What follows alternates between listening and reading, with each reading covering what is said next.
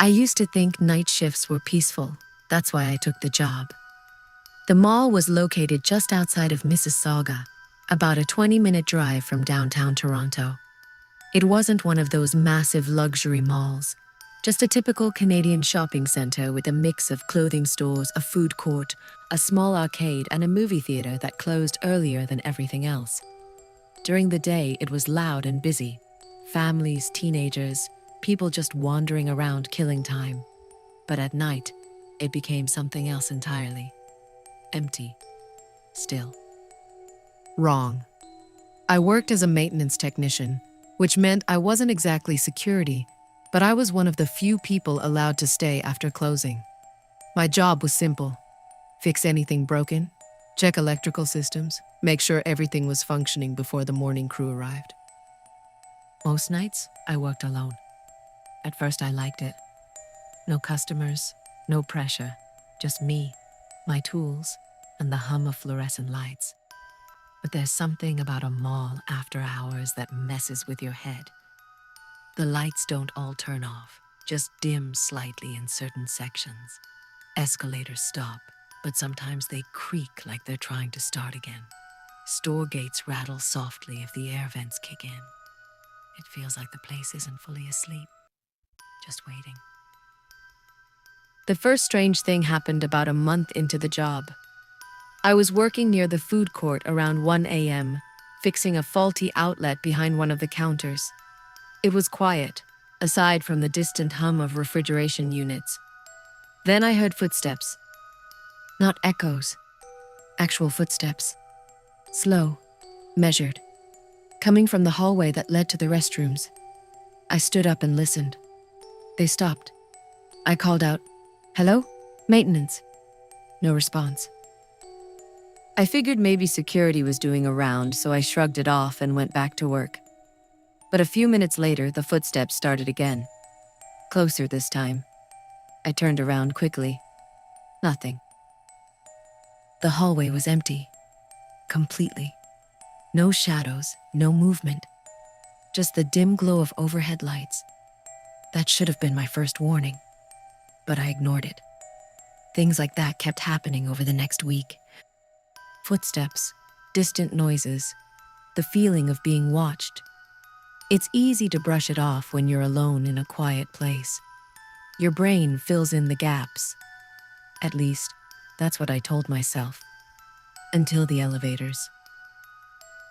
There were 2 service elevators near the back corridors, used mainly for staff and deliveries. They weren't connected to the main public elevators.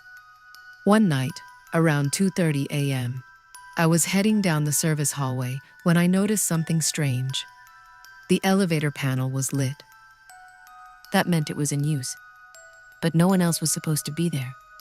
I walked up to it slowly. The indicator showed it moving, going from floor to floor. Basement. Ground. Second floor. Back to basement. Over and over. Like someone was pressing buttons inside. I pressed the call button. The elevator stopped. Then slowly, it began to rise. When it reached my floor, the doors opened. Empty. Completely empty. No one inside. I stared into it for a few seconds, waiting. Nothing happened. So I stepped back and let the doors close. As soon as they shut, the elevator started moving again. On its own. That's when I reported it.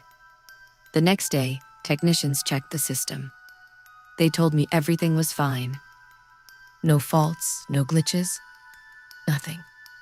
But I knew what I saw. After that, I avoided the elevators whenever I could. Took the stairs instead. Then came the announcement. It happened around 3:15 a.m. I was in the back corridor near the loading docks when the mall speakers suddenly crackled to life. At first, it was just static. Then, a voice. "Attention shoppers, the mall will be closing in 10 minutes. I froze. That announcement only plays before closing time. Not at 3 in the morning. And the voice sounded wrong. Distorted. Slower than it should have been. Please proceed to the nearest exit. then silence. I immediately radioed security. No response. I tried again. Still nothing. That's when I started to feel uneasy.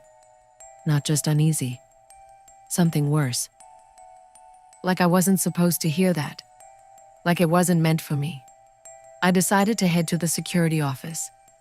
It was on the second floor, near the administrative wing. When I got there, the door was slightly open. That wasn't normal. Security always kept it locked. I pushed it open. The room was empty. Monitors were on, showing camera feeds from around the mall. But the chair was pulled back. Like someone had just gotten up and left. "Hello?" I called out. No answer. I stepped inside. That's when I noticed one of the screens. It was showing the food court. But something was off. There was someone there, sitting at one of the tables. Just sitting. I leaned closer to the screen. The figure wasn't moving. Head down. Arms resting on the table. I felt my chest tighten. There shouldn't be anyone there. I grabbed the radio again. Still nothing. So I did the stupid thing. I went to check. The walk back to the food court felt longer than usual. Every sound echoed. Every shadow seemed deeper. When I finally reached the entrance, I stopped. The food court was empty. Completely empty. No one at the tables. No movement. I stepped inside slowly. My eyes scanned every corner. Nothing. Then I heard it. A chair scraping behind me. I spun around. One of the chairs at a nearby table was slightly pulled out, like someone had just stood up. My heart started racing. "Okay," I muttered to myself, trying to stay calm. "This isn't real. You're just tired." But deep down, I knew that wasn't true. I backed away slowly, and that's when I saw it. At the far end of the food court, near the hallway leading to the restrooms, a figure, standing. Perfectly still. It wasn't there a second ago. I know it wasn't. It looked like a person. Tall, thin, dressed in dark clothing. But something about it was off. Its posture was wrong. Too stiff. Too straight. Like it didn't understand how to stand naturally. I couldn't see its face clearly. It was too far, but I could tell it was looking at me. I didn't move. Neither did it. We just stood there, staring at each other. Then slowly, it took a step forward. The movement was unnatural. Jerky. Like its joints didn't bend properly. I felt this wave of panic hit me, and I ran. I didn't care about checking anything anymore. I just ran back through the corridors, straight toward the exit near the loading docks. I didn't stop until I reached my car. I sat there for a long time, trying to calm down. Eventually, I convinced myself to go back. I needed the job. And part of me still wanted to believe there was a logical explanation. So I finished the shift. Barely. The next night I came back. I don't know why. Maybe I was stubborn. Maybe I thought I imagined everything. But I made one decision. I wasn't going anywhere near the food court. I stayed in the back areas, focusing on my work. For a few hours, everything was normal. Then, around 2:45 a.m., the power flickered. Just for a second. Then it came back. That wasn't unusual. But something changed. The air felt colder, and the mall felt quieter. Too quiet. Even the usual hum of machinery seemed muted. I checked my phone. No signal. That was strange. I usually had at least one bar inside. I shrugged it off and kept working. Then I heard it. The announcement again. "Attention shoppers." This time it was clearer, but the voice still sounded wrong. "We are now closed." I felt my stomach drop. "We are now closed." That's not how the announcement goes. I slowly turned toward the hallway, and that's when I saw them. Multiple figures, standing at the far end. Not just one, at least 5. All still. All facing me. They weren't there before. I know they weren't. My heart started pounding. I took a step back. They didn't move. Then another step. Still nothing. Then all at once, they started walking. Toward me. Slow. Unsteady. Like they were learning how to move. I turned and ran again. This time, I didn't stop. I didn't care about finishing the shift. I didn't care about anything. I just needed to get out. I made it to the exit, burst through the door, and ran to my car. I drove off without looking back. I quit the next day. Didn't give notice. Didn't explain. Just left. A few weeks later, I got a call from one of the security guards I used to work with. He asked me if I had experienced anything strange. I hesitated, then told him everything. There was a long silence. Then he said something that still bothers me. He told me they reviewed the security footage from that night, from the corridors, from the loading dock, from the exits, and they saw me, running, alone. There was no one behind me, no figures, no one in the hallways. Nothing. But that's not the part that stuck with me. The part that did was what they saw before I started running. He said there was footage of me standing in the corridor, completely still, facing the wall, for almost 10 minutes, not moving, not reacting, just standing there. Then suddenly I turned and ran, like something had triggered it. I don't remember that part, not at all. And sometimes, late at night, when everything is quiet, I hear it, that announcement, faint, distorted, attention shoppers, like it's still playing somewhere, waiting for me to come back. I used to work nights at a shopping mall just outside of Phoenix, Arizona. It wasn't a glamorous job, just a security position, but it paid well enough. And at the time, I preferred being alone. The mall itself wasn't anything special during the day. It had the usual stores, clothing chains, a food court, and a movie theater on the far end. But at night, it became something else entirely. Empty malls have a way of feeling wrong. The silence isn't natural. It's heavy. Every little sound, your footsteps, the hum of lights, the distant creak of metal, echoes louder than it should. It's like the building is listening. I worked the closing shift, usually from 9 p.m. to 5 a.m. Most of my job involved walking patrol routes, checking locked doors, and watching camera feeds in the security office. It was repetitive, but easy. At least it was supposed to be. My first few weeks went smoothly. Nothing unusual, just the occasional motion alarm triggered by a loose sign or a cleaning crew working late. But around my 3rd week, things started to feel off. It began with the mannequins. There was a clothing store near the center of the mall called Vireo. Trendy, overpriced stuff. Their mannequins were arranged in these lifelike poses, leaning against walls, sitting on benches, sometimes even grouped together like they were mid-conversation. One night during my usual patrol, I walked past the store around 1:30 a.m. Something caught my attention.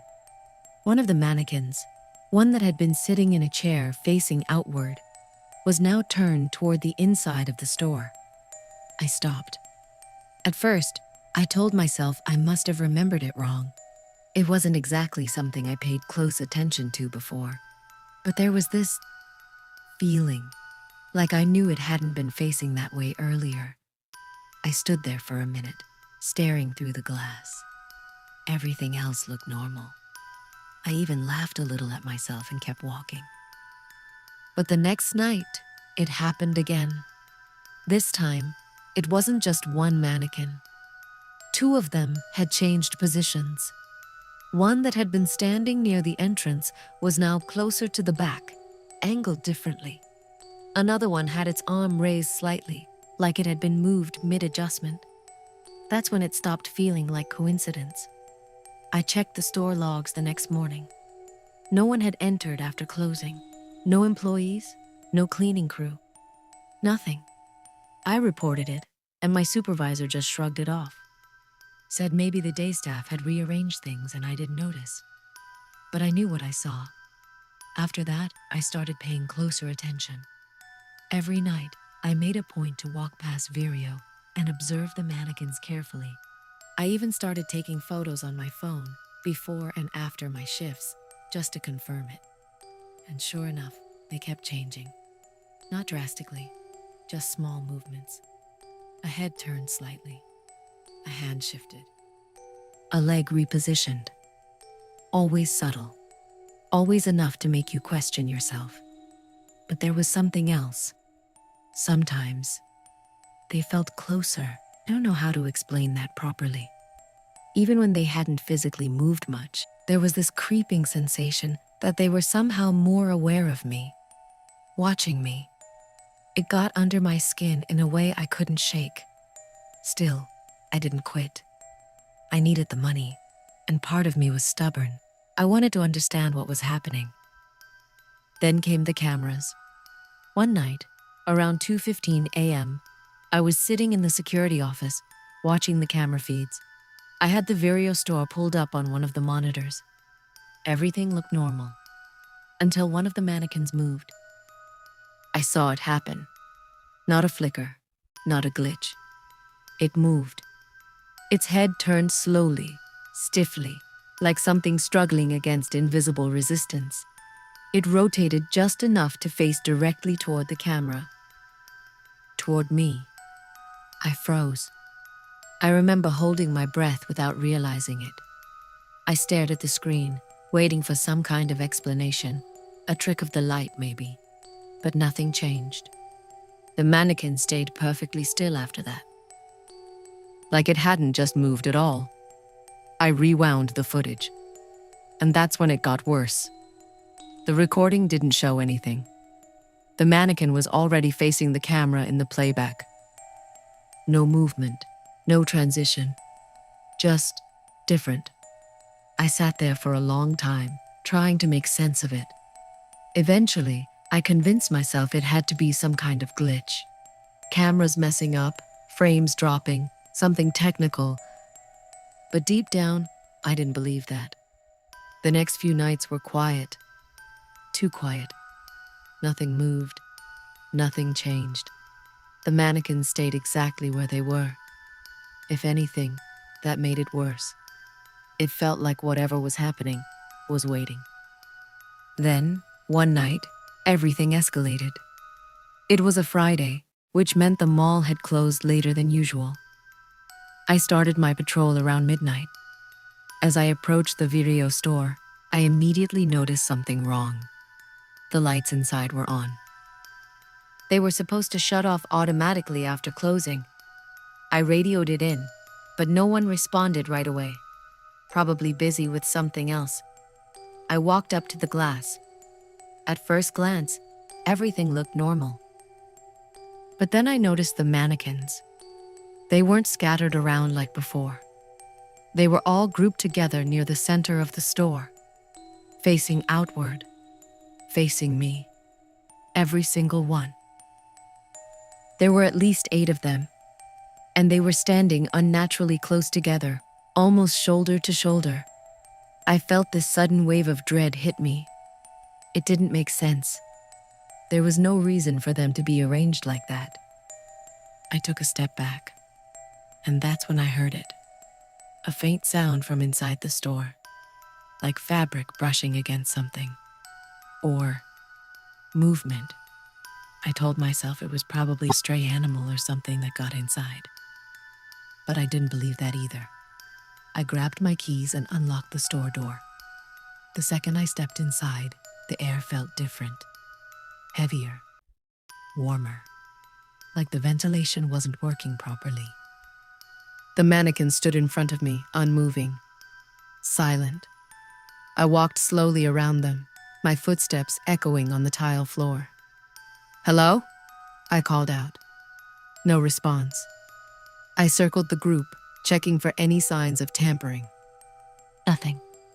No footprints, no displaced items. Just the mannequins.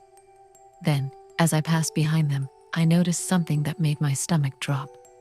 One of them wasn't a mannequin. At least, not entirely. It was standing among the others, dressed in the same kind of clothing. But its skin looked wrong, too real, slightly discolored, like actual flesh. I froze. My eyes locked onto it. And then, it blinked.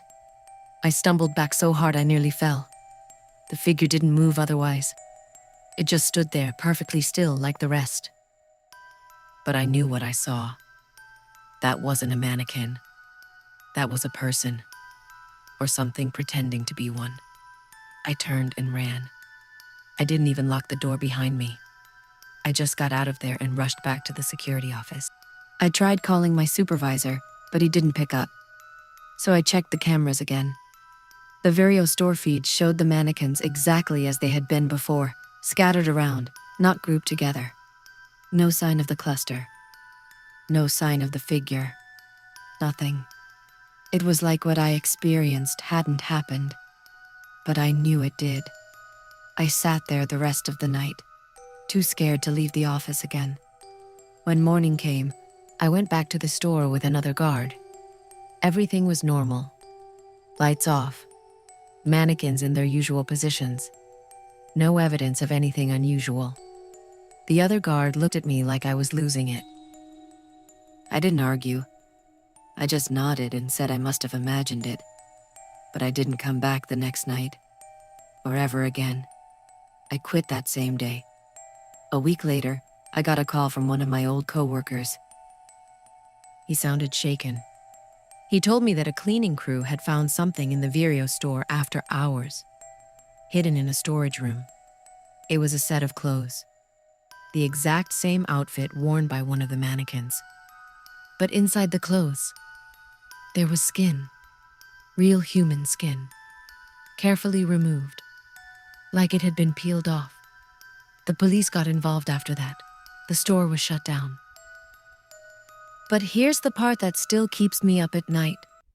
My co-worker said that when the officers reviewed the security footage from that night, they saw me entering the store, walking around, circling the mannequins, and then standing perfectly still among them for almost 20 minutes, not moving, not responding, just standing there, like one of them. And then, without warning, I turned and walked out. I don't remember that part. Not at all. All I remember is seeing that thing blink and running. But the footage says otherwise. And sometimes, when I think back to that night, I get this horrible feeling. Like maybe I didn't leave alone.